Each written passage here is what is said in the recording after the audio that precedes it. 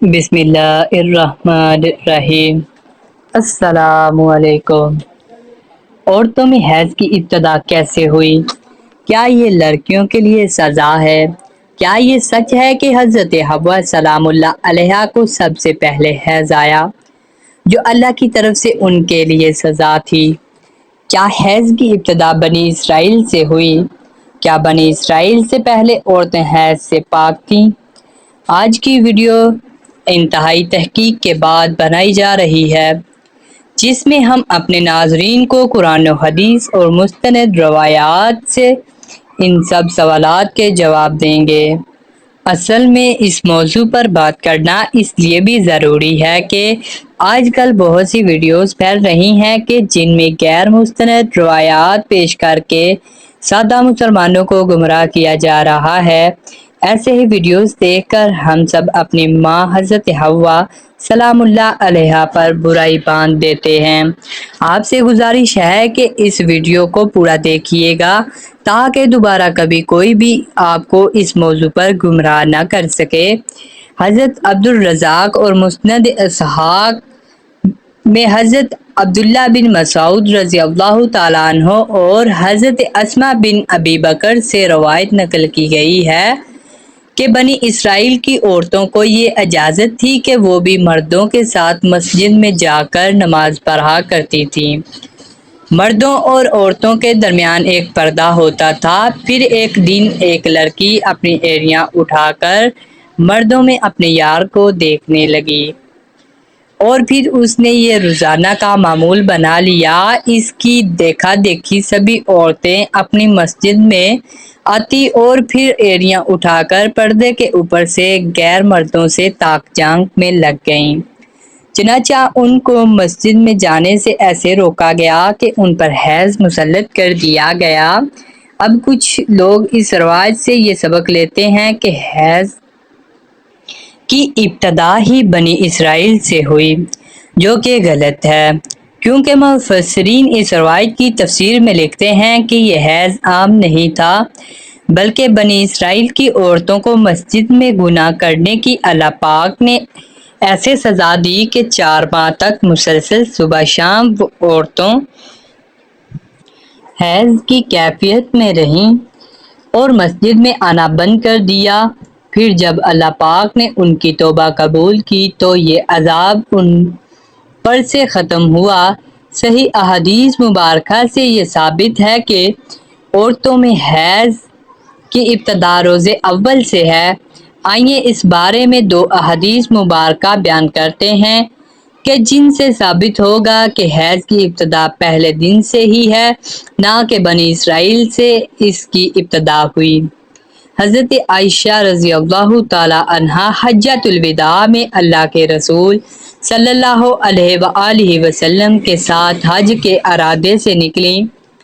راستے میں انہیں حیض آ گیا تو وہ اس اندیشے میں رونے لگیں کہ اب وہ مناسک حج ادا کرنے سے محروم ہو جائیں گی۔ آپ صلی اللہ علیہ وآلہ وسلم کو معلوم ہوا تو آپ صلی اللہ علیہ وآلہ وسلم نے انہیں سمجھاتے ہوئے فرمایا، یہ ایسی چیز ہے جسے اللہ پاک نے اولاد آدم میں عورتوں کے لیے لازم کر دیا ہے۔ اس حالت میں تم بھی وہی سب کرو جو حاجی کرتا ہے، صرف پاک ہونے تک بیت اللہ کا طواف نہ کرو۔ بالکل اسی طرح ایک حدیث حضرت ام سلمہ رضی اللہ تعالیٰ عنہ سے بھی مروی ہے۔ حضرت ام سلمہ رضی اللہ تعالیٰ عنہ بیان کرتی ہیں کہ ایک موقع پر میں رسول اللہ صلی اللہ علیہ وآلہ وسلم کے پاس تھی کہ مجھے حیض آنے لگا۔ میں وہاں سے اٹھ گئی۔ آپ صلی اللہ علیہ وآلہ وسلم نے دریافت کیا تو میں نے بتایا کہ مجھے حیض آنے لگا ہے۔ آپ صلی اللہ علیہ وآلہ وسلم نے فرمایا، یہ ایسی چیز ہے جسے اللہ تعالیٰ نے آدم کی بیٹیوں پر لازم کر دیا ہے۔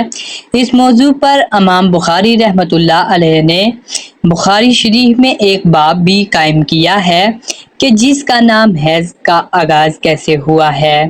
امام بخاری لکھتے ہیں، حضور اکرم صلی اللہ علیہ وآلہ وسلم نے فرمایا، یہ وہ چیز ہے کہ جسے اللہ نے آدم کی بیٹیوں پر لازم کیا ہے۔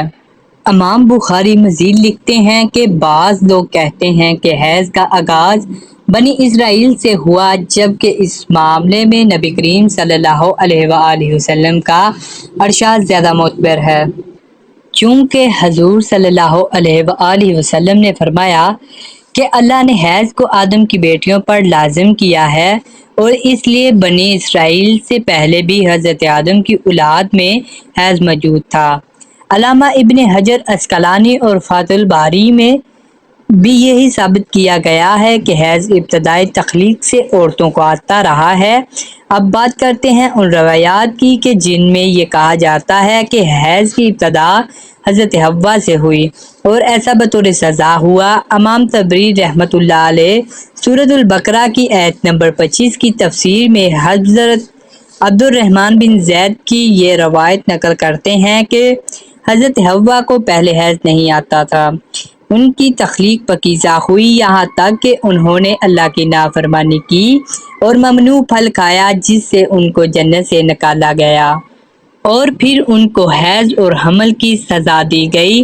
اور لکھتے ہیں کہ اللہ پاک نے تب فرمایا، میں نے تجھے پاکیزہ بنایا تھا لیکن تو نے میری نافرمانی کی، اس لیے اب میں تجھ سے خون جاری کر دوں گا۔ امام طبری کے علاوہ باقی تمام مفسرین نے ان روایات کو جھٹلایا ہے اور ان روایات کو غیر مستند اور ناقبول کہا ہے۔ حیض دراصل ایک طبیعی مظہر ہے جس سے ہر ماہ عورت بلوغت سے سنیاس تک دوچار ہوتی ہے اور اس کو صحت کی علامت سمجھا جاتا ہے۔ اس حیض کے خون سے ہی بچے کی پرورش کی جاتی ہے، یہ اللہ پاک کا نظام ہے۔ غیر حاملہ عورت کو اگر حیض نہ آئے تو اس کو بیماری کی علامت سمجھا جاتا ہے۔ یہ عورت کے لیے کوئی سزا نہیں ہے اور نہ ہی یہ بات کسی روایت سے ثابت ہے کہ حیض عورت کی سزا ہے، بلکہ یہ ایک ذمہ داری ہے جو اللہ پاک نے انسانیت کی تخلیق کے لیے عورتوں پر ڈالی ہے، اسی لیے عورتیں اس ذمہ داری کو بخوبی نبھاتی ہیں۔ وہ اجر و ثواب کی مستحق ہیں، جیسا کہ حضرت عائشہ رضی اللہ تعالی عنہا نے ایک دفعہ حضور پاک صلی اللہ علیہ وآلہ وسلم سے سوال کیا کہ اے اللہ کے نبی، مجھے تو لگتا ہے کہ عورتیں پیدا ہی مصیبت جھیلنے کے لیے ہیں۔ حضرت عائشہ رضی اللہ تعالی عنہا کا اشارہ حیض اور حمل کی تکالیف کی طرف تھا۔ حضور پاک صلی اللہ علیہ وآلہ وسلم مسکرائے اور فرمایا، نہیں، بلکہ یہ ایسی چیز ہے کہ جس کے ذریعے بنی آدم کی عورتیں آزمائی گئیں۔ اس حدیث کی تشریح میں علامہ ابن حجر عسقلانی رحمۃ اللہ علیہ فتح الباری میں لکھتے ہیں کہ عورتوں کی تخلیق ہی اللہ پاک نے ایسے کی کہ انہیں حیض آئے، اس لیے ان پر پہلے دن سے ہی لازم قرار دیا گیا۔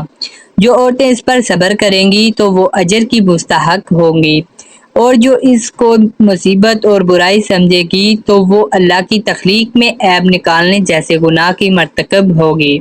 امید ہے کہ اب آپ جان چکے ہوں گے کہ نہ تو کوئی یہ سزا ہے عورتوں کی اور نہ ہی اسے سزا کے طور پر حضرت حوا سلام اللہ علیہا پر مسلط کیا گیا، اور نہ ہی حیض بنی اسرائیل کی عورتوں سے شروع ہوا، بلکہ حیض و حمل تو اللہ پاک کی آزمائش ہے عورتوں کے لیے، جن کا اللہ پاک بروز قیامت عورتوں کو اجر عطا فرمائے گا۔